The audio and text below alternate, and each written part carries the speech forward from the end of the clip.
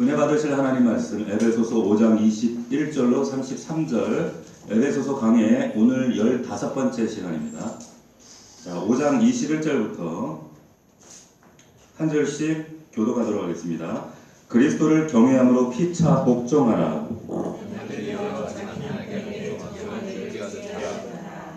이는 남편이 아내의 머리됨이 그리스도께서 교회의 머리됨과 같음이니 그가 바로 몸의 구주시니라.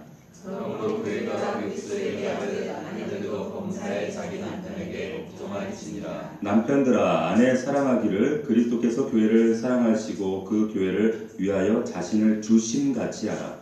이는 곧 물르셔서 말씀으로 깨끗하게 하사 거룩하게 하시고 자기 앞에 영광스러운 교회로 세우사 티나 주름 잡힌 것이나 이런 것들이 없이 거룩하고 흠이 없게 하려 하심이라. 이와 같이 남편들도 자기 아내 사랑하기를 자기 자신과 같이 할지니 자기 아내를 사랑하는 자는 자기를 사랑하는 것이라. 누구든지 언제나 자기 육체를 미워하지 않고 오직 양육하여 보호하기를 그리스도께서 교회에게 함과 같이 하나니. 우리는 그 몸의 일체이니라. 그러므로 사람이 부모를 떠나 그의 아내와 합하여 그 둘이 한 육체가 될지니. 이 둘이 그도다. 나는 그리스도와 교회에 대하여 말한다. 다같이 그러나 너희도 각각 자기의 아내 사랑하기를 자신같이 하고 아내도 자기 남편을 존경하라. 아멘. 관계 거듭나기와 같은 제목으로 말씀 은혜를 나누겠습니다. 지난주 우리가 나눴던 말씀 5장 15절 말씀을 보면 그런즉 너희가 어떻게 행할지를 자세히 주의하여 지혜 없는 자같이 하지 말고 오직 지혜 있는 자같이 하여 세월을 아끼라 때가 악하니라 이렇게 말씀했죠.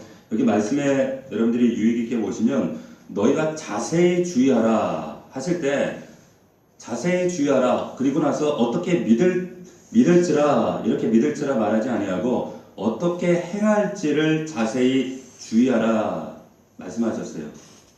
주의해서 믿음을 얘기하신 것이 아니라 행함을 말씀하셨어요. 자, 그래서 우리가 예수 믿으면 내가 예수를 잘 믿는지 내 아내와 남편이 예수를 잘 믿는 사람인지 못 믿는 사람인지 그것을 판단하는 기준은 뭐라 그랬어요? 어떻게 사는지. 가장 중요한 것은 내가 관계 맺고 있는 사람들과 어떤 방식의 관계를 맺고 있는가 여기에서 선명하게 그 기준이 나타나게 되어집니다. 그러니까 예수 믿으면 관계의 기적이 나타나요. 먼저는 우리의 신분이 달라지죠. 대신 관계 하나님의 아들, 딸로의 신분의 변화 이런 놀라운 기적이 생기고 그 다음으로 나타나 반영되는 것이 뭐냐? 바로 대인관계예요.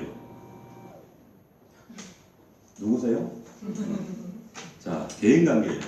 자, 지난주 우리 5장 18절에 보면 지혜로운 자가 되기 위해 그래서 필요한 것이 성령 충만이다. 성령 충만 그러면 여러분들이 이제 제일 먼저 떠오르는 게 뭐예요? 막 거품 물고 쓰러지고 자빠지고 막 벌벌 떨고 은사 받고 뭐 이런 그런 의미가 아니라 성령 충만이라고 하는 의미도 여러분 관계 용어예요. 쉽게 얘기하면 예수 잘 믿으라 이 얘기예요. 그런데 성령으로 충만하다. 내 안에 계신 예수 그리스도의 영이 그분께 나의 주권을 드리고 내 삶의 모든 주권을 이양해 드리고 내 안에 계신 그분을 인격적으로 내가 존대하고 반응하고 살아드리는 것 이게 성령 충만입니다. 그런데 이 성령 충만을 말씀하시고 나서 제일 먼저 적용하신 곳이 유의하여 우리가 그 행함의 자리를 살펴봐야 하는 곳이 어디냐? 제일 먼저 얘기하신 곳이 어디냐면 부부관계예요. 가정이라는 것이죠. 부부관계를 말씀하세요. 그래서 우리 21절 보시면 그리스도를 경외함으로 피차 복종하라 그랬습니다. 피차 복종하는 관계 이 삶을 살아야 하는데 그 복종이 어디에서 나타나야 하는가? 바로 가정, 부부관계다. 이렇게 말씀하고 있습니다. 여러분 천국에 가정이 있을까요? 없을까요? 저 하나님 나라 가면 가정이 있어요? 없어요? 예? 있어요. 하나님 아버지 계시잖아요. 아버지 계시고 예수 그리스도의 한 피와 한 영으로 거듭나서 이제 한 가족 된 형제 자매들. 예, 그 나라 가면 여보 남편 우리 자녀들이 다 형제 자매예요. 근데 하나님 아버지 계시. 가정입니다. 가정. 이 가정이 있는데 하나님께서 하나님 나라의 가정을 그대로 이제 그림자처럼 비추신 것이 뭐냐? 이게 이 육신의 가정이라고 하는 거예요. 그래서 왜 하나님이 이 땅에 가정을 만드셨는가? 천국의 삶, 천국의 가정은 어떤 것인지 미리 연습하고 훈련하고 여기서 연단하고 오라는 거예요. 그래서 이 땅에 가정을 주셨다. 세상에서 인류학에서 말하는 가정이라고 하는 것은 여러분 이것은 진화의 산물입니다. 원래 인간은 짐승과 구별됨이 없이 방불한 그런 삶을 살았잖아요. 그렇게 살면서 발전하고 진화하고 살다 보니까 어떤 협정이 필요했어요. 협정이 필요한데 경험과 실험과 그리고 오류와 발전을 통해서 이것이 어디로 이어지는가 귀결되는가 하면 결혼과 가정이라는 결론에 도달하게 됐다. 이게 인류학에서 말하는 진화론적인 산물인 가정이에요. 그러니까 여기 이 사람들의 결론에 의하면 결혼이라고 하는 것은 진화의 산물이고 인류가 발전하면서 사회 발전의 소산물이다. 결국 사람이 만든 게 되는 거예요. 그러나 여러분 성경에서 말하는 가정이라는 것은 결혼이라는 것은 하나님의 놀라운 창조물입니다. 하나님께서 의도하셨어요. 심지어는 교회를 만드시기 전에 가정을 먼저 만드셨다라고 하는 것이죠. 왜? 진짜 영원한 하나님 나라의 그 가정이 어떤 모습인지 어떠한 삶의 원리로 이루어지는 것인지를 우리에게 직접 보여주시기 위해서 여러분들에게 가정을 주셨다라고 하는 거예요. 믿을 수 있기를 축원합니다. 가정에서 이것이 경험되어지지 않으면 교회가 경험되지 않아요. 교회에서 이 가정의 이 하나님 나라의 가정의 삶이 목장 안에서 경험되어지지 않으면 이것은 하나의 그냥 커뮤니티가 돼요. 자, 그래서 오늘 31절 32절을 보시면 이러므로 사람이 부모를 떠나 그 아내와 연합하여 그 둘이 한 육체가 될지니 비밀이 크도다. 이것이 비밀이다. 어떤 비밀인가? 내가 그리스도와 교회, 다시 말하면 예수와 교회라고 하는 신랑 되신 예수 그리스도와 신부된 우리의 연합처럼 하늘나라에 있는 비밀이다 말씀하고 있는 거예요. 자, 결혼이 뭐냐? 다시 말하면 천국의 왕이신 예수 그리스도와 교회가 되는 신부 우리의 연합, 비밀, 이런 관계에 대한 모형이 바로 부부관계다. 그리고 가정이다 말씀하신 겁니다. 그래서 가정은 여러분 소중해요. 너무너무 소중한 거예요. 제가 이 사실을 깨닫기 전에는 저는 주를 위해서 가정은 저 뒤로 해야 되는 건 줄 알았어요. 아니에요. 가정은 소중해요. 너무너무 귀한 겁니다. 자, 이것이 가정은 하나님 나라 가정의 그림자다라는 얘기를 했어요. 부모 자식 간의 관계도 마찬가지예요. 지금 우리 오늘 나누지는 않겠지만 6장에 보면 이제 자녀와의 관계, 자 부부 관계, 부모와 자녀와의 관계 이후에는 종과 상전의 관계. 근데 여기 전제가 21절에 읽었지만 피차 복종하는 관계입니다. 일방적인 관계가 아니에요. 피차 간에 복종하는 관계다. 그런데 6장 1절 말씀해 보시면 자녀들아 너희 부모를 주 안에서 순종하라 이것이 옳으니라. 2절 내 아버지와 어머니를 공경하라 이것이 약속 있는 첫 계명이니 이는 내가 잘되고 땅에서 장수하리라. 자, 아버지 어머니 공경하면 내가 잘되고 땅에서 장수하게 된다. 정말 그래요? 부모님 공경하면 장수해요? 부모님 공경해도 장수 안 하는 분들 많던데. 예? 여러분 이 말씀은 출애굽기에 있는 말씀을 인용한 말씀이잖아요. 바울이 내 부모를 공경하라 너의 하나님 내 여호와가 준 땅에서 그러면 내 생명의 길리라. 출애굽기 20장 12절에 있는 말씀을 지금 인용하고 있습니다. 자, 이 말씀이 10계명 중에 몇 번째 계명이에요? 몇 번째 계명이에요? 모르시나요? 5계명이잖아요. 10계명을 외우기나 해요? 자, 첫 번째 제 1계명 뭐예요? 네? 하나님 외에 다른 신을 섬기지 마라. 우리 주일학교 때 이걸 이렇게 외웠어요. 하나, 둘, 셋, 3, 4, 5, 6, 7, 8, 9, 10 이렇게 했어요. 하나는 뭐야? 한 분 하나님 외에 다른 신 섬기지 말라. 둘, 뭐예요? 두 마음을 품어 다른 신을 우상을 섬기지 말라. 우상을 섬기지 말라. 3 뭐예요? 3가 여호와의 이름을 망령되이 일컫지 말라. 4 서로의 안식일을 범하지 말라. 5 자 이제 5가 나와서 그 5 오래 살고 싶거든 부모를 공경해라. 우리 어릴 때 이렇게 외웠단 말이에요. 쉽게 오래 살고 싶으면 부모님 공경해라. 그래서 이거 부모님 불순종하면 안 되겠구나. 6은 뭐예요? 예? 육신을 살인하지 말라. 7 칠흑 같은 마음을 품고 간음하지 말라. 8 자른 한이 있더라도 도둑질하지 말라. 그러잖아요. 9 구차하게 남에게 거짓 증거하지 마라. 10 뭐예요? 열심히 일해서 내 이웃의 것을 탐내지 마라. 우리 주일학교 때 이렇게 외웠다고요. 자, 외웠죠? 자, 시작! 하나! 한 분 하나님 외에 다른 신을 섬기지 마라. 여기 다른 신. 두 마음을 품어 우상을 섬기지 마라. 삼가 여호와 이름을 막는 데 입히지 말라. 사사로이 뭐 하지 마라? 안식일 범하지 말라는 거예요. 네 번째요. 안식일 범하지 말라. 오래 살고 싶으면 부모 공경해라. 또 이것도 집에 가서 애들 협박용으로 사용하시면 안 돼요. 6 여섯 번째 6 뭐예요? 육신을 살인하지 말라. 7 칠흑 같은 어둠 속에서 간음하지 마라. 8 팔모가지 자른 아이에서 도둑질하지 말라. 9 구차하게 뭐 하지 마라? 거짓 증거하지 마라. 10 열심히 일해서 내 위에서 것을 탐내지 말라는 거예요. 다 외웠죠? 십계명 이렇게 외우셔야 하는 거예요. 자, 여기에 그런데 다섯 번째 계명에만 유독 약속이 있어요. 약속. 어떤 약속이냐면 어떤 유익이 있을 것이라는 약속의 말씀을 하시는데, 그래서 바울이 조금 전에 에베소 6장에서 내 부모를 공경하라 이는 약속에 있는 첫 계명이다. 그게 뭐예요? 오래 산다는 거잖아요. 장수한다. 정말로 그럼 우리 부모를 공경하면 장수할까요? 이 땅에서 장수할까요? 자, 출애굽기 20장 12절 말씀을 우리가 다시 보면 부모를 공경하는 사람이 장수를 하긴 해요. 근데 중요한 것은 어디서 장수를 하느냐는 거예요. 어디서 장수를 하는가? 여호와가 내게 주신 땅에서 장수한다는 거예요. 여호와가 내게 주신 땅이 어디예요?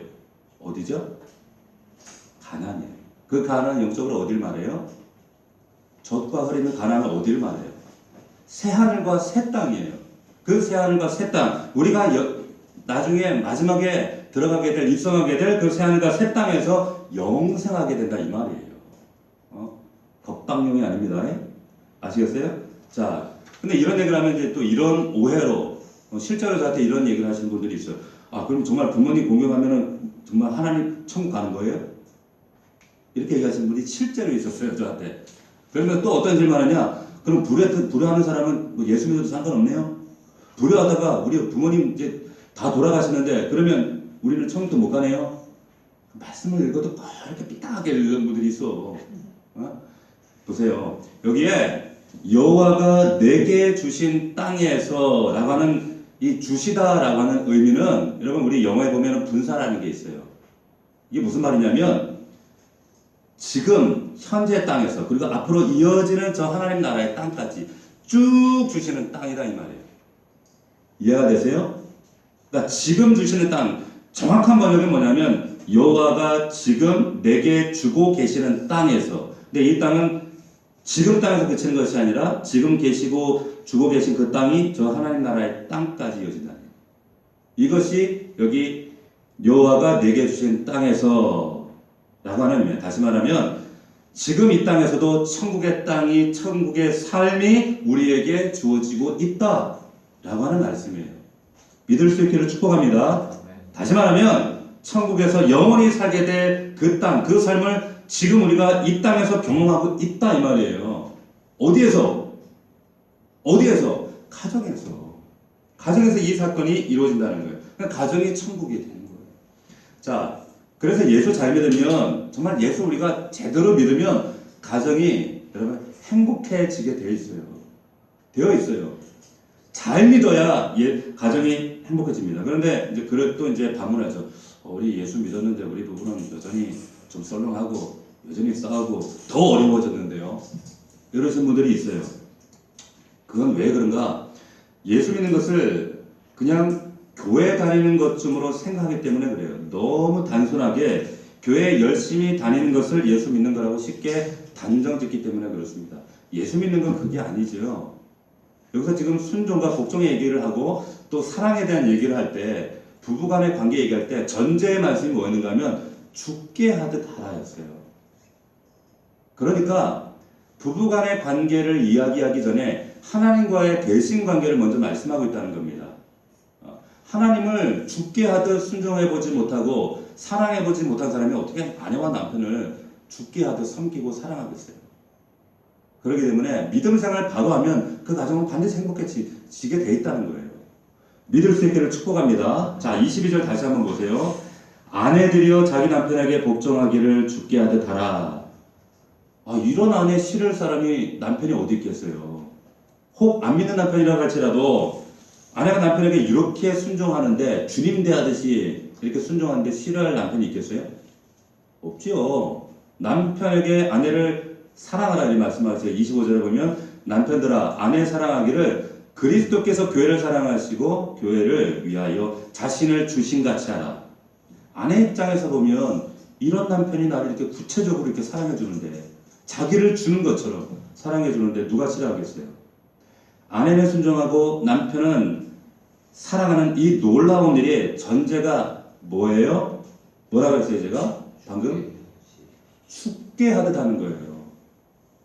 대인관계 전에 하나님과의 관계가 되면 돼요. 이건 가르쳐서 되는 게 아니라는 거예요. 결국에 제가 우리 교회가 지금 설립한 지 한 2년 6개월 됐잖아요. 제가 이 설교를 사실 한 2번 했어요. 직접적으로 한 번 했고 간접적으로도 한 번 했어요.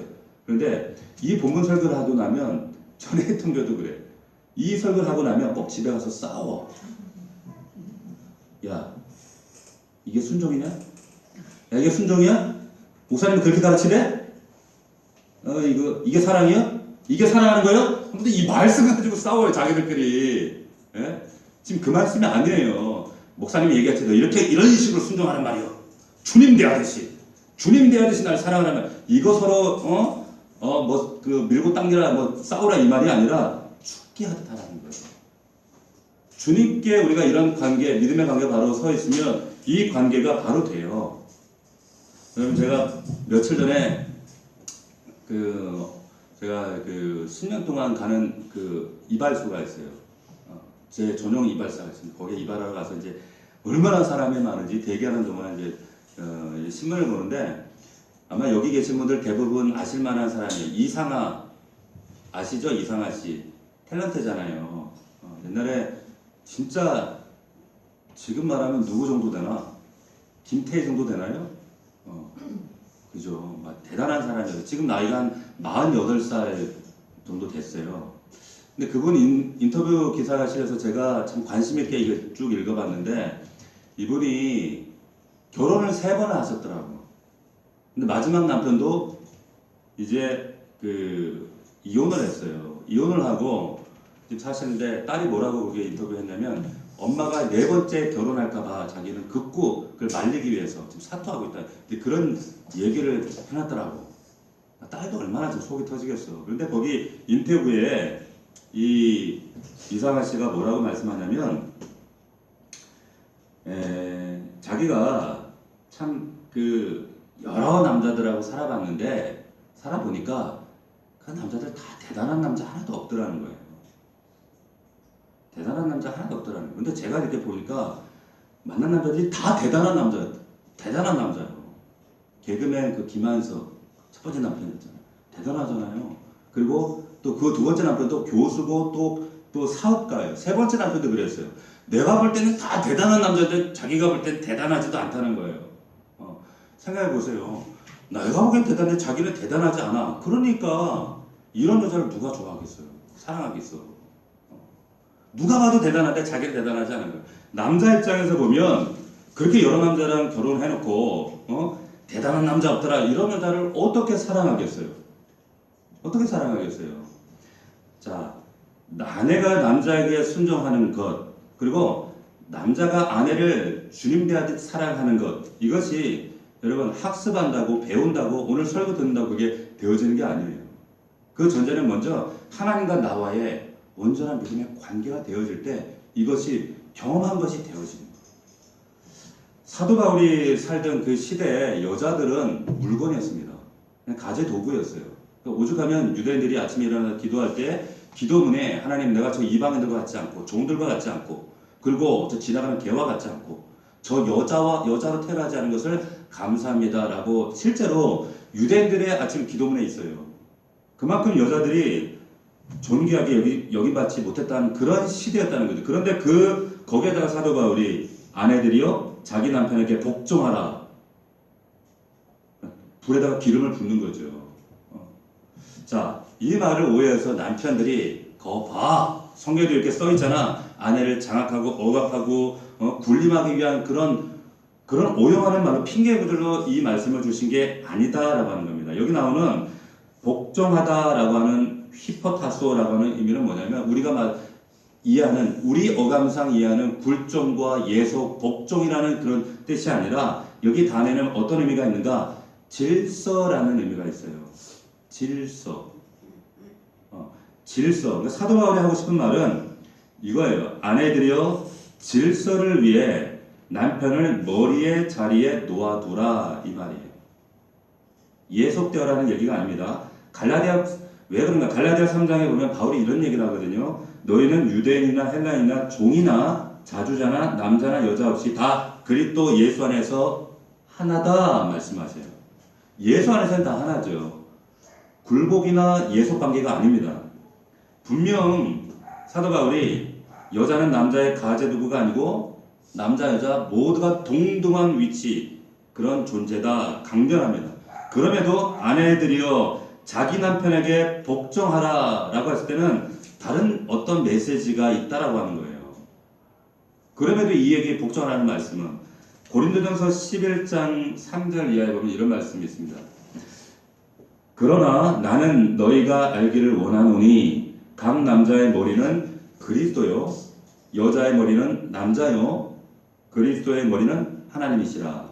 자 보세요. 여기 질서가 위계 질서를 어떻게 나타내고 있는가 하면 하나님, 그리스도, 남자, 여자 순이에요. 자 남녀 우열을 따지는 게 아닙니다. 하나님과 그리스도의 우열을 따지는 게 아니에요. 이거는 질서 순이에요. 질서. 자 그래서 신학에서 이러한 남녀 간의 이런 질서를 설명할 때 쓰는 표현이 있는데 그게 뭐냐면 경륜적 삼위일체라는 이 비유를 들어서 설명을 합니다. 이게 무슨 말이냐면 경륜적 삼위일체라고 하는 말은 뭐냐면 삼위 하나님이 계시죠. 그죠? 성부 하나님, 성자 하나님, 성령 하나님이 계세요. 그런데 이 삼위 하나님이 지금 이렇게 삼위의 하나님이 계시다는 것은 이게 우열을 말씀하는 게 아니에요. 성부가 제일 높고 그 다음 성자, 성령 우열이 아닙니다. 이것은 질서예요. 왜 이런 질서가 있는가 하면 당신의 백성들을 구원하셔서 구원한 다음에 이것을 거룩한 자리로 이끌어가기 위한 하나님의 커다란 목적이 있어요. 이 커다란 목적을 위해서 성자 하나님께서 성부 하나님께 자발적으로 복종하셨다는 거예요. 자, 이 거룩한 목적을 위해서 성령 하나님께서도 이 구원이라는 목적을 위해서 성자 하나님과 성부 하나님께 자발적으로 복종하셨다. 이것을 경륜적 삼위일체라고 얘기하는 겁니다. 한번 따라해 봅시다. 경륜적 삼위일체. 좀 어렵죠. 이코노믹 트리니티라고 하는 말을 쓰는데 그러니까 이것은 성부, 성자, 성령 서열이 아니라 우열을 말하는 것이 아니라 질서예요. 그러니까 아내의 역할 중에 복종이다라고 하는 것은 뭐냐? 바로 이 아내의 역할 중에 이 복종이 이 질서라는 얘기예요. 왜? 그렇다면 왜? 거룩한 하나님의 목적을 위한 것이라는 거예요. 거룩한 목적을 위한 것. 그래서 하나님이 이 질서를 주셨다라고 하는 거예요. 자, 그러니까 아내들의 복종은 역할입니다. 질서입니다. 거룩한 일을 이루기 위한 하나님이 세우신 질서예요. 절대 굴복과 예속의 관계가 아니다. 그래서 5장 23절, 에베소서 5장 23절 말씀 우리 같이 한번 읽어봅시다. 시작. 이는 아내의 머리됨이 그리스도께서 교회의 머리됨과 같음이니 그가 친히 몸의 구주시니라. 자, 그리스도께서 교회의 머리됨과 같이 남편은 아내의 머리이기 때문에 여자는 남자에게 복종해야 된다. 예속이 아니라 질서를 말씀하시죠. 머리와 몸은 하나죠. 머리와 손이 서로 우열 관계를 따지나요? 어디에 예속되나요? 그러지 않아요. 이것은 질서의 문제지 어떤 굴복의 문제가 아니라는 것이죠. 이것의 목적은 뭐다? 몸이 하나로 움직여지지 않는 병이 있어요. 그게 뭐예요? 뇌성마비라고 그래요. 머리에서 명령하는데 몸이 안 움직여요. 이렇게. 그죠? 이런 것도 안 돼. 자, 이걸 뇌성마비라고 하는데 이 질서가 바로 세워지지 않으면 영적으로도 가정적으로도 뇌성마비가 되는 거예요. 왜 그러면 이것이 질서가 되어야 하는가? 굴복이 아니라 질서를 통해서 거룩을 향하여 자라가기 위해 4장 15절 에베소 4장 15절의 말씀 보면 이런 말씀이 있습니다. 오직 사랑 안에서 참된 것을 하여 범사에 그에게까지 자랄지라. 그는 머리니 곧 그리스도라. 왜 그래야 돼요? 자라기 위해서요.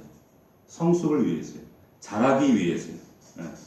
자, 우리가 지체인 교회가 머리에게 복종하고 순종해야 하는 이유가 왜 그런가? 왜 우리가 그리스도에게 복종해야 되는가? 자라기 위해서. 어디까지 자라요? 그리스도까지. 어디까지 자라요? 거룩에 이르길 때까지. 목적은 질서지 굴복이 아니다라고 하는 거예요. 그러니까 이 말씀을 오해하시면 안 된다. 이 말씀을 오늘 여러분들이 확실하게 잘 이해하시길 바래요. 자, 그러면 이제 또 이런 또 엉뚱한 질문 하시는 분들이 있어요. 이제 그런 아내들이 있어요. 어디까지 순종해야 되는데요, 목사님? 어디까지 하라고요? 이런다고. 무조건 순종해요? 남편이 맨날 술 먹고 개처간 처럼 저렇게 나를 괴롭히는데 믿음 생활 방해하는데 죽겠다고 저 술 먹고 저 청산까지 사오라 그래도 사다 줘야 돼요? 어디까지 순종해야 됩니까? 어디까지 순종해야 돼요? 아내들이요. 어디까지 순종해야 돼요? 잘 들으세요. 아내는 성경에 보면 돕는 배필이라 그랬어요. 돕는 배필. 아내는 남편이 말하는 모든 것에 순종함으로 남편을 도와야 돼요. 근데 그 도와서 남편이 도달해야 하는 목적지가 앞서 얘기했던 거룩한 목적이 거룩에 이르고 있는가 아닌가를 분별해야 돼요. 만약에 이것이 거룩에 이르는 길이다. 여러분 범사의 남편에게 복종하셔야 돼요. 질서입니다. 그런데 이것이 돕는 배필 아내가 볼 때 이것이 하나님의 뜻과 거룩한 그 일에 내가 지금 남편의 요구를 들어줌으로 인해서 남편이 더 죄에 빠진다. 하나님과 관계가 더 멀어진다. 거룩과 더 멀어진다 할 때는 어떻게 해야 돼요? 단호하게 거절하시는 거예요. 무조건 아니에요. 무조건 아닙니다. 자, 자신의 신앙생활을 침범해 들어와요. 하나님과의 관계를 침범해요. 단호하게 거절해야 되죠. 여러분 이 자리에도 지금 우리 믿지 않는 예배 나오지 않는 남편들이 있잖아요. 참 그 남편들 때문에 이래저래 영적으로 참 답답하고 고통 가운데 있는 분들이 우리 교회도 많이 있습니다. 많이 있어요. 믿지 않는 뭐 남편이든 믿지 않는 뭐 친구든 남자친구든 어찌됐든 간에 이 구원을 위해서 여러분들이 기억해야 될 것은 뭐냐? 하나님이 이 남편과 이 남자친구와 믿지 않는 사람 이들을 위해서 나를 세우셨다라고 하는 이 사명감을 여러분들이 기억하셔야 돼요. 이 사명감이 없으면 여러분 딴 데 성교갈 생각하지 말고 정말 가족들 믿지 않는 남편 믿지 않는 가족들 구원하는데 여러분들 총명하셔야 돼요. 정말 이게 우선이에요. 그렇기 때문에 여러분들이 범사의 남편에게 복종하셔야 돼요. 범사에. 그러나 신앙 문제에 있어서 하나님의 거룩한 목적으로 세워두신 거룩한 일에 이것이 반대되어진다? 단호하게 목에 칼이 들어와도 반대, 양보하시면 안 돼요. 그러니까 남편들이 볼 때 도대체 우리 아내는 참 모든 걸 나한테 맞춰주고 순종하고 이렇게 천사 같은 아내가 그런데 유독 하나님 말씀, 신앙 문제에 있어서만큼은 이 여자가 갑자기 유관순 열사가 되네? 남편들이 이렇게 느끼게끔 해야 돼요. 그럴 때 남편들이 하나님 앞에 돌아오게 됩니다. 절대로 여러분 이거 기억하셔야 돼요. 자, 베드로전서에 베드로가 이 말씀을 어떻게 이야기하고 있는가 세번역 성경으로 제가 읽어드릴게요. 한번 들어보세요. 아내 여러분, 이와 같이 여러분도 남편에게 순종하십시오. 그렇게 하면 비록 말씀에 순종하지 않은 남편이라고 할지라도 아내의 말없이 행하는 행실을 통하여 구원을 얻게 될 것입니다. 무슨 말씀 아시겠죠? 여러분들의 그 믿음의 행위를 통해서 믿지 않는 남편들이 구원받게 된다는 거예요. 거룩한 목적이 있다는 것이죠. 자, 그러면 남편들은 아내에게 어떻게 해야 되는가? 이제 남편들에 대해서 말씀드립니다. 자, 5장 25절 보시면 남편들아 이렇게 얘기했어요. 남편들아 아내 사랑하기를 그리스도께서 교회를 사랑하시고 위하여 자신을 주신같이 하라 하시면서 26절부터 28절까지 남편의 역할을 마치 이렇게 표현을 하고 있어요. 보세요. 26절부터 한번 같이 한 목소리 읽어봅시다. 남편의 역할이에요. 시작. 이는 곧 물로 씻어 말씀으로 깨끗하게 하사 거룩하게 하시고 자기 앞에 영광스러운 교회로 세우사 티나 주름 잡힌 것이나 이런 것들이 없이 거룩하고 흠이 없게 하려 하심이라. 이와 같이 남편들도 자기 아내를 사랑하기를 자기 자신과 같이 할지니 자기 아내를 사랑하는 자는 자기를 사랑하는 것이다. 아멘입니까? 지금 이거 남편이 해야 될 일이에요. 남편이 한다는 거예요. 자, 여기 보세요. 남편들은 자신에게 복종하는 아내를 향해서 그리스도께서 교회를 사랑하시고 자신을 주신같이 사랑하라. 사랑하라. 자, 우리 주님이 우리를 어땠을 때 사랑하셨어요? 어떻게 사랑하셨어요? 어떻게? 죄인이었을 때. 도무지 구원할 가치가 단 1%도 없을 때. 그래서 뭐라고 말씀하셨냐면 이는 전에 악한 행실로 멀리 떠나 마음으로 원수되었던 너희를 이제는 그의 육체의 죽음으로 말미암아 화목케 하사 너희를 거룩하고 흠없고 참할 것이 없는 자로 그 앞에 세우고자 하셨으니. 로마서 5장 10절입니다. 우리가 원수되었을 때 그 아들의 죽으심으로 말미암아 하나님으로 더불어 화목되었은지. 자, 원수되었던 우리를 구원하셨다는 거예요. 원수 같은 우리를 하나님 예수님이 그런 저와 여러분을 위해서 십자가에 죽었다. 그럴 만큼 사랑했다. 그러니까 우리 자신이 원수였을 때 우리를 이렇게 사랑하셔서 자신을 내어주신 것 같이 남편들에게 지금 이 사랑의 수준을 요구하고 계시는 거예요. 이 자리에 계시는 남편들이요, 아내를 향해서 이렇게 사랑할 수 있기를 주의 이름으로 축복합니다. 이럴 땐 아멘 세게 해야 집에 가서 또 부부싸움 안 해요. 아내를 이런 수준으로 사랑할 수 있기를 주의 이름으로 축원합니다. 좀 자신이 없어. 보세요. 자, 주님이 우리 자신이 원수였을 때 우리를 사랑하셨어요. 남편도 아내를 이렇게, 아내가 이뻐 보이지 않을 때도 많죠. 저 왼수 이럴 때도 있잖아요. 그런데 사랑하라고. 근데 이게 돼? 이게 머리로 돼? 감정이 안 따라가는데? 그러니까 어떻게? 주님과의 관계 속에서 훈련이 돼야 돼. 네? 그래서 죽게 하듯 하라 하시는 거예요. 보세요. 이 사랑, 여기서 말하는 사랑은 여러분 아가페입니다. 세상적인 사랑이 아니에요. 이런 어떤 뭐 박애주의적인 그런 사랑이 아니라는 거예요. 조건 없는 사랑, 아가파우를 말하는 사랑이라는 거예요. 어떤 남자가 어떤 여자에게 너무 죽을 만큼 사랑해서 이제 프로포즈 하려고 나와 결혼해주면 목숨을 바치겠습니다. 정말 당신을 목숨 바쳐 사랑합니다. 결혼해달라 이 말이에요. 그런데 여자가 나 위해서 목숨까지 바칠 필요는 없어요. 생명까지 바칠 필요 없습니다. 정말 날 사랑한다면, 정말로 목숨 바칠 만큼 날 사랑한다면, 그러면 평생 저녁에 설거지 좀 해주세요. 그랬어요. 남편이 그 남자가 뭐라 그랬게요? 근데 그건 좀 어렵겠는데요. 겨우 이런 수준인 거예요. 그건 어렵다는 거예요. 목숨 바쳐 사랑한다. 그래서 결혼해달라 하면서 평생 저녁에 그럼 설거지만 해주세요. 그런데 그건 좀 어렵겠다. 우리가 지금 하고 있는 사랑의 수준이 겨우 요 수준에서, 그러니까 이 수준이기 때문에 부부가 정말 행복하려고 결혼한 그 가정생활이 행복하지가 못한 겁니다. 이 사랑을 가지고 치고받고 싸우니까. 자, 남편에게 요구하는 그 사랑의 수준, 우리가 읽었지만 26절, 27절, 28절 그 사랑의 수준이 보세요. 26절 자세히 보세요. 곧 물로 씻어 말씀으로 깨끗하게 하사 거룩하게 하고. 남편이 아내에게 하는 모습이 마치 이와 같다는 거예요. 27절 그리고 티나 주름 잡힌 것이나 이런 것들이 없이 거룩하고 흠이 없게 하려 하십니다. 누가? 그리스도가 교회를 하듯 남편도 아내를 이렇게 해야 된다는 거예요. 28절 이와 같이 남편들도 자기 아내를 이와 같이 사랑하기를 제 몸같이 해. 예수 그리스도가 제 몸인 교회를 이처럼 사랑하는 것처럼 해야 한다. 자, 세상 학문과 윤리와 도덕을 가르치는 부부간의 사랑, 사랑은 절대로 이렇게 사랑을 얘기하지 않습니다. 오직 기독교만, 교회만 이렇게 얘기를 해요. 자신을 버림같이 사랑하라.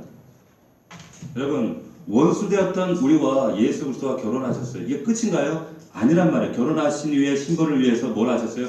물로 씻고 말씀으로 깨끗하게 하고 티나 주름 잡힌 것이 없는 아름다운 신부로 만든 일을 지금도 계속 해나가야 되는 거예요. 누가? 남편들이요. 남편들이 하시는 거예요. 남편들이 아내를 향하여. 이것이 남편들의 임무요 사명입니다.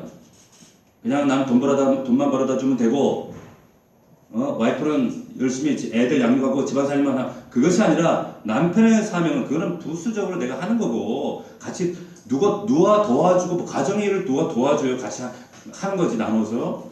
남편의 사명의 본질은 거기에 있지 않다라고 하는 겁니다. 자, 이것이 말씀의 본래 의도다라고 하는 것이죠. 자, 예수님께서 이 땅에서 제일 첫 번째 기적을 베푸신 현장이 어디였어요? 가나안 혼인잔치, 결혼식장. 한 가정이 출발하는 자리에서 주님이 놀라운 기적을 만드셨습니다. 예수 믿으면 부부관계에도 이런 기적이 나타납니다. 물이 포도주가 되는 기적이 나타납니다. 근데 여기 전제 조건이 있는데 누차 말씀드리지만 예수 믿어도 제대로 믿어야 이런 기적이 일어날 수 있다라고 하는 거예요. 이 가나안 혼인잔치처럼 예수님이 손님이신 경우에는 절대로 물이 포도주가 안 됩니다. 그런데 결국에 이런 상태에 우리 믿음의 수준이 있으면 그냥 포도주가 다 떨어지고 고갈되는 상태로 그냥 우리 인생 그렇게 사는 거예요. 고갈되는 상태. 예수님이 계셔도 손님인 상태. 예수를 제대로 믿는 게 아니죠. 교회만 왔다 갔다 할 때 그렇다는 거예요. 그런데 예수님이 이제 그 집안에 적극적으로 개입하시죠. 손님이 아니라 주인이에요. 그러니까 종들이 이제 주인의 권위로 인정을 하기 시작해요. 그래서 물 채워라. 자, 나눠주라. 그러니까 이 종들이 그대로 순종합니다. 그때 비로소 물이 변해서 뭐가 돼요? 포도주가 돼요. 이런 기적이 부부 관계 안에서도 일어날 수 있다는 거예요. 어떤 것이 전제가 될 때? 예수 그리스도가 그 집안에 내 안에 손님이 아니라 주인 될 때. 그러니까 오늘 본문 말씀에도 이 부부 관계의 전제를 뭐라고 얘기합니까? 죽게 하듯 하라는 거예요. 주님 앞에 순종하듯, 주님이 우리를 사랑하듯, 그 사랑이 우리의 삶 속에 경험되어지지 않으면 아내와 남편을 정말 이 말씀처럼 순종하고 사랑할 수가 없어요. 이게 가르쳐서 되는 게 아니라는 거죠. 학습한다고 되는 게 아닌 거죠. 중요한 관건은 뭡니까? 결국에 예수 그리스도와 내 안에 생명 있는 정말 믿음의 관계예요. 여러분, 믿음이라는 용어도 마찬가지고 성령 충만이라는 말씀도 마찬가지고 이것은 다 관계 용어입니다. 관계, 어떤 과업이 아니에요. 관계 용어예요. 이 관계가 경험될 때 어떤 일이 이루어지는가? 여러분 31절, 5장 31절 같이 한번 읽어봅시다. 시작. 그러므로 사람이 부모를 떠나 그의 아내와 합하여 그 둘이 한 육체가 될지니 하나가 되는 거예요. 비로소 연합이 이루어져요. 비로소 삼위일체 하나님이 경륜적 삼위일체가 하나님이 우열을 따지지 않고 하나 되신 것 같이 부부관계 안에서도 하나됨이 이루어집니다. 하나됨이 이루어집니다. 그 하나됨이 이루어질 때 가정에서 천국이 간접적으로 경험이 되어집니다. 믿을 수 있기를 주의 이름으로 축원합니다. 이런 고백이 될 때 다윗의 고백처럼 여호와는 나의 목자시니 내게 부족함이 없으리로다. 전에는 그 부족함을 남편이 채워주기를 원했어요. 아내가 그 필요를 채워줘야 돼요. 안 채워주면 그걸 고치려고 하고 그걸 지적질하고 때리고 난리를 치고 싸우고, 그게 아니라 남편과 아내를 통해서 그 필요와 내 영적인 정신적인 공급을 체험받는 것이 아니라, 채워지는 것이 아니라 결국에 예수 그리스도를 통하여서 그 모든 영육 간의 자유함과 공급함을 누리게 될 때 여호와는 나의 목자시니 내가 부족함이 없습니다. 결국에 여러분, 여러분의 아내가, 여러분의 남편이 여러분의 이 빈자리를 절대로 채울 수 없습니다. 없어요. 오직 예수 그리스도만이 그 일을 하실 수가 있다는 거예요. 여전히 결혼해가지고 아유 너는 나 만나서 넌 출세한 줄 알아, 너 아내 잘 만난 줄 알아, 이런 얘기를 정말 그냥 우습게 쉽게 하시는 가정들이 있어요. 절대 그렇지 않습니다. 이것은 남편과 아내 간에 누가 손해고 더하고 모자라고 이런 손익을 따지는 게 아니에요. 가정은. 제가 결혼식장을 가죠. 하객들이 뒤에 앉아서 뭐 하고 있는 줄 아세요? 이거 따지고 있어요. 야, 나 신랑이 좀 처진다. 야, 신부가 술 좀 맞았다. 야. 뭐요? 손익 분기 좀 따지고 있는 거예요. 세상 사람들은 그러고 있어요. 근데 우리가 그리스도인이라는 사람들도 늘 그런 마음이 있어요. 내가 이거 진짜 대고 살아주는데. 살아주니까 고마운 줄 알아요. 이러고 있으면 안 된다는 거예요. 부부관계는 5장 21절에 뭐라 그랬습니까? 피차 복종하는 관계. 이건 질서의 문제지 굴복의 문제가 아닙니다. 이것을 경험할 때 하나님 나라의 그 놀라운 신비를 우리가 경험할 수 있다라고 하는 거예요. 제가 마지막 결론적으로 베드로전서 3장 제가 읽어드립니다. 잘 한번 다시 들어보세요. 아내 여러분, 이와 같이 여러분도 남편에게 순종하십시오.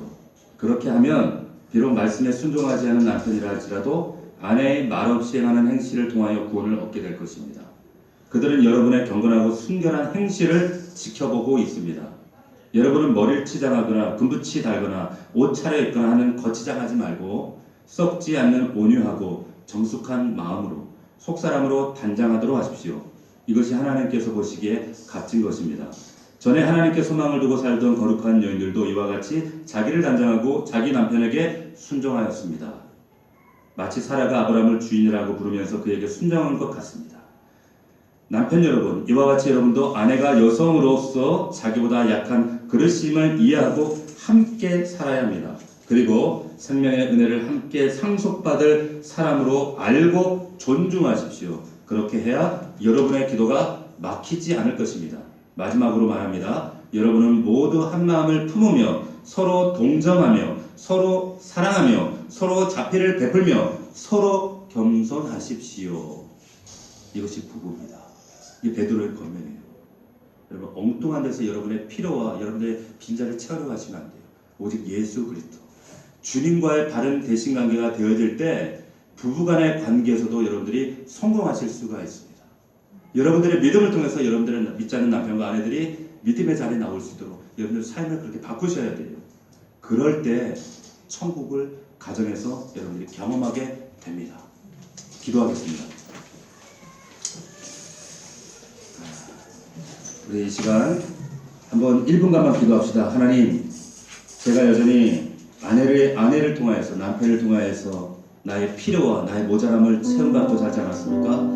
남편에게 들러붙어서, 아내에게 들러붙어서, 하나님, 그것이 아니라 아버지 하나님, 어린아이 수준에서 이제 벗어나게 하시고 이제 그에게, 남편과 아내에게 행복을 주장하는 것이 아니라, 나의 필요를 주장하는 것이 아니라 그에게 행복을 줄 수 있는, 필요를 공급할 수 있는 성숙한 믿음의 우리 부부관계 될 수 있도록 인도하옵소서. 아버지 하나님, 그러기 위해서 먼저 예수 그리스도 죽게 하듯 주를 사랑하고 주를 섬기는 예수 그리스도와의 바른 믿음의 관계를 정립하기를 원합니다. 아버지, 종교적인 신앙생활을 벌게 하시고 가방 들고 교회만 왔다 갔다 하는 신앙이 아니라 예수 그리스도와 살아있는 인격적인 믿음의 관계를 회복할 수 있도록 하나님 도와주시옵소서. 오늘 말씀을 붙들고 우리 온전한 관계의 회복이 이루어질 수 있도록, 이 관계가 거듭날 수 있도록 우리 주님 앞에 우리 함께 우리 통성으로 기도하겠습니다. 다 함께 기도합니다. 살아계신 아버지 하나님, 은혜와 사랑을 감사함을 드립니다. 거룩하신 아버지 하나님, 하나님께서 결혼제 아내들이 자기 남편에게 복종하라 하셨습니다. 아버지 하나님, 이런 남편이 아내들 머리들과 같이 그리스도께서 그의 머리들과 같으니 그가 바로 구주시라고 하셨습니다. 아버지 하나님, 남편을 주님을 섬기듯 먼저 주님을 사랑하는 마음과 섬기는 마음 있게 하셔서 남편을 그렇게 세우고 섬길 수 있는 우리 아내들 될 수 있도록 인도하여 주소서. 우리 남편들도 하나님 교회를 사랑하신 것과 같이 그 교회를 물로 씻어 말씀으로 깨끗하신 것 같이 아버지 하나님, 티나 주름 같은 것이 없이 흠이 없게 하시려고 남편이 교회를, 아버지 남편 대신 예수 그리스도와 교회를 사랑하신 것 같이 우리 남편들도 아내를 그렇게 섬기고 사랑할 수 있도록 인도하여 주시옵소서. 이것이 비밀이라고 했습니다. 이 비밀이 크도다. 나는 그리스도와 교회에 대해 말씀하노라. 이 부부관계, 이런 성공하는 믿음의 관계가 바로 세워질 수 있도록 아버지 도우시옵소서. 우리 사랑하는 모든 성도들이 다른 믿음의 관계 안에서 하나님과의 대신관계, 아버지 부부관계, 대인관계, 다른 믿음의 관계를 세울 수 있도록 인도하여 주시옵소서. 살아계신 아버지 하나님 감사합니다. 오늘 말씀을 통하여 하나님, 다른 부부관계도 남편을 향한 마음도 아내를 향한 마음도 나의 힘으로 될 수 없음을 말씀으로 깨닫게 하시니 감사함을 드립니다. 하나님을, 예수 그리스도를 온전히 사랑하며 섬기며 아버지 하나님, 그 주님을 온전히 내 삶의 인격적인 관계로, 믿음의 관계로 세워질 때에 비로소 나의 아내도 남편도 그렇게 사랑하며 섬길 수 있게 됨을 아버지 하나님 깨닫게 하셔서 감사합니다. 죽게 하듯 주가 우리 교회를 사랑하시듯 그렇게 남편과 아내를 섬기며 사랑할 수 있는 우리 믿음의 가족이 되게 하시고, 우리의 가정이 정말로 하나님이 주인 되셔서, 예수 그리스도가 주인 되셔서 정말 하나님 나라의 그 천국의 모형을 그대로, 그 실체를 하나님 나타낼 수 있는, 보여줄 수 있는 우리 믿음의 가정들 다 될 수 있도록 축복하여 주시옵소서. 예수님의 이름으로 감사하며 기도하옵나이다. 아멘.